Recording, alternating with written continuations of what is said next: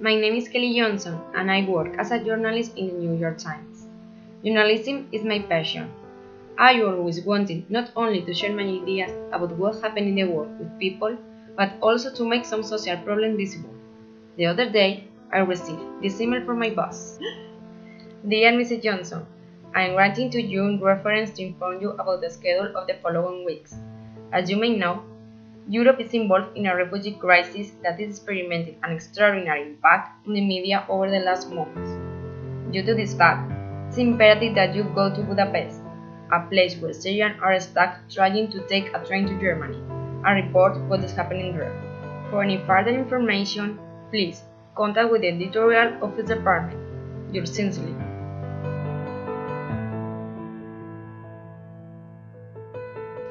Immediately, I began to investigate about the topic.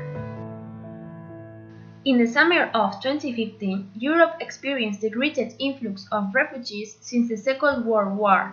Why? The main reason is that Syria has become the world's top source of refugees. Syria is located in the Middle East, an ancient fertile land city for at least 10,000 years. Since the 1960s, it has been ruled by the Al-Assad family, which has ruled it as the dictators until the Arab Spring happened in 2011. This was a revolutionary wave of protests and conflicts in the Arab world that toppled many authoritarian regimes, but the Assads refused to step down and caused a brutal civil war. Different ethnic and religious groups fought each other in attempted coalitions. ISIS, a militaristic jihadist group, seized the opportunity and entered the cause with the objective of building a totalitarian Islamist caliphate. Very quickly, it became one of the most violent and successful extremist organizations on earth. All sides committed horrible war crimes using chemical weapons, mass executions, tortures on a large scale, and repeated deadly attacks on civilians. The Syrian population was trapped between the regime, rebel groups, and the religious extremists. I was so nervous. I had just arrived at my destination. It was time to work, so I started to ask refugees about their situation. One of them told me that when the war started, the people went to the nearest countries to Syria. However, at that moment, it was impossible to go there, because those places were overcrowded due to the huge amount of refugees they had already taken in. Therefore, they had to come to Budapest in order to take a train to Germany or maybe other countries. The situation was dreadful, and I only heard cries and screams. Suddenly, I felt a small hand taking mine. I glanced down and I saw a disoriented little girl wearing dirty, ragged clothes. She asked me whether I knew where her parents were. I didn't know how to react. She was staring at me with watery eyes. At that moment, I made the decision of going with her.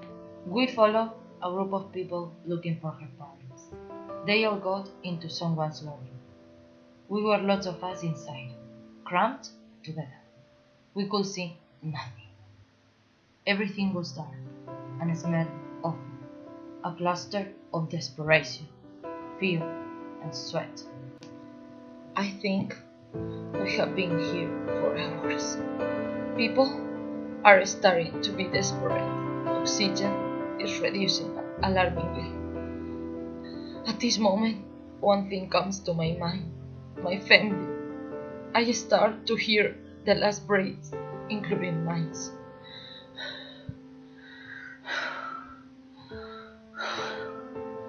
Everything became quiet and quiet and quiet. And then nothing. Müssen wir heute bekannt geben, dass es sich um 71 Personen handelt, die bei diesem tragischen Unglück zu Tode gekommen sind. Bei diesen 71 Personen handelt es sich um 59 Männer, es handelt sich um 8 Frauen.